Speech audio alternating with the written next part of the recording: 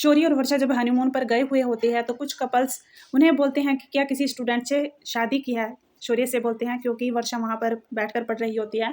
फिर शौर्य वर्षा को कहता है कि लड़कियों को समझना बहुत मुश्किल है, कभी हंसती हैं कभी डराती हैं। तो वर्षा कहती है सॉरी शौर्य। फिर वो दोनों आपस में हंसने लगते हैं। नैतिक अक्षरा से मुझे आपको उस लड़के के साथ देखकर कैसा लगा, क्या आप जानती हैं? अक्षरा कहती है कि कौन सा लड़का? नैतिक कहता है वही जो आपको किताबें दे रहा था।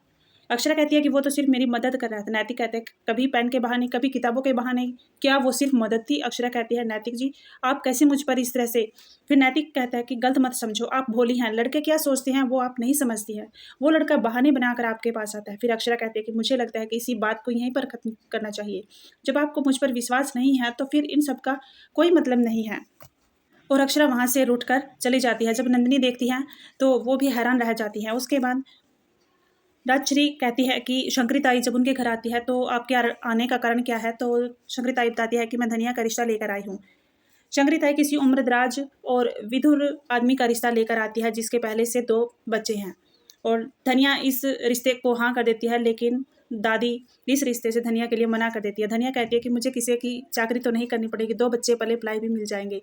और ये बात कहकर वह रोने लगती है और वहाँ से चली जाती है। फिर नंदिनी नैतिक से पूछती है कि वहाँ पर क्या हुआ था, कि अक्षरा का मूड खराब क्यों था? तो नैतिक सारी बातें वहाँ पर बता देता है नंदिनी को। नंदिनी नैतिक को समझाती है और कहती है कि तुमने बहुत गलत किया है, तुमने उस पर विश्वास नहीं किया है। फिर अक्षरा और उसकी दादी आपस में बातें कर रहे होते हैं और जब नैतिक उसके पास फ़ोन कर रहा होता है तो वो फ़ोन काट देती है। दादी कहती है कि तेरा नैतिक से झगड़ा हुआ है क्या? तो अक्षरा कुछ नहीं बोलती है। फिर मोहित जब नैतिक का फ़ोन काट देती है अक्षरा तो उसका मज़ाक करने लगता है और कहता है कि अब वेट करो और कुछ नहीं।